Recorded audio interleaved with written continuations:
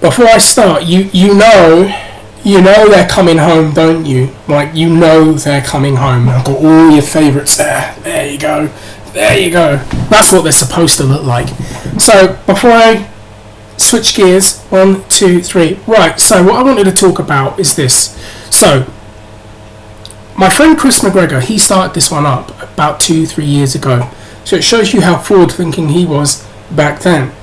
But he talked to me about NXT, Divas division, women's division, how it's progressing, how it's doing really well, how it's becoming an attraction, in the same way that the cruiserweights in WCW at one point were an attraction in WCW on Monday Night Nitro.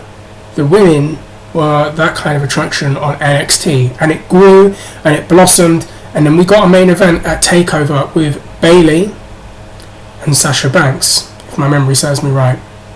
So there was that, and there was that to it, and it did really, really well, and it was very well received, and it was an excellent main event. And things just grew and grew, and then we had the Women's Revolution, and we've had this influx of talent, excellent talent, by the way. I mean, I'm a huge fan of Becky Lynch, maybe because I'm part Irish, so I'm going to be a little bit biased there.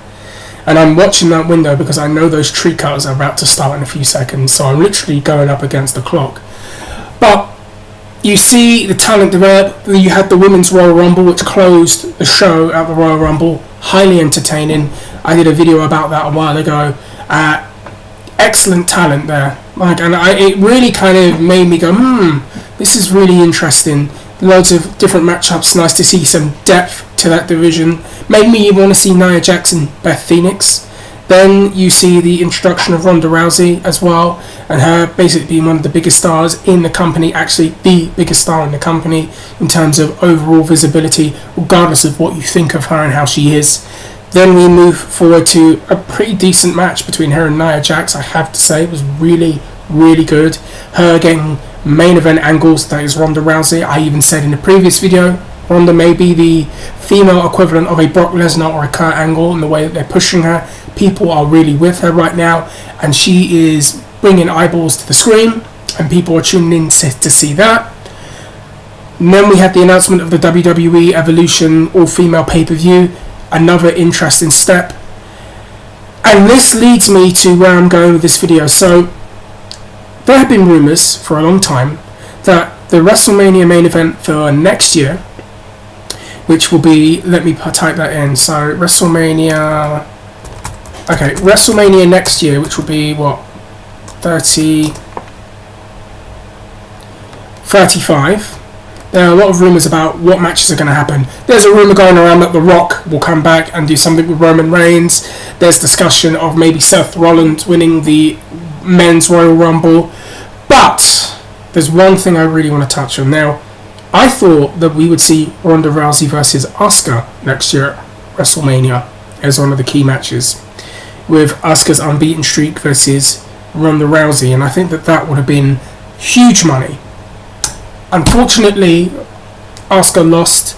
Also, I can't never say her name right, but she lost, and I don't really think they've been playing to her strengths lately, so she's kind of in and out of the picture right now. Charlotte Flair has returned. Ronda Rousey is being groomed, and you see exactly where I'm going with this, and I'll just get to the point. I think that there's a strong possibility that next year at WrestleMania 35, the main event, the match that closes the entire show, will be Ronda Rousey versus Charlotte Flair. I am absolutely 70 to 80% there in my thinking that that's what's going to be the main event. And I have no problem with it whatsoever. Let's just think about it. The last 3 pay-per-view main events that have been headlined by Roman Reigns, WrestleManias, they have not ended on a high note. Fans have been very angry about Roman Reigns closing the show and winning. Although I like the match with Brock Lesnar, and I like the ending with Seth Rollins coming out and cashing in. But then you've had other ones to Triple H, and then you had the one this year with Brock Lesnar, and it was so poorly received, and the fans absolutely crapped all over it. And simply because I feel like we need something fresh right now, something completely different. Just based purely on that, I can see Ronda Rousey and Charlotte Flair being the WrestleMania main event for WrestleMania 35. Ronda is a big draw.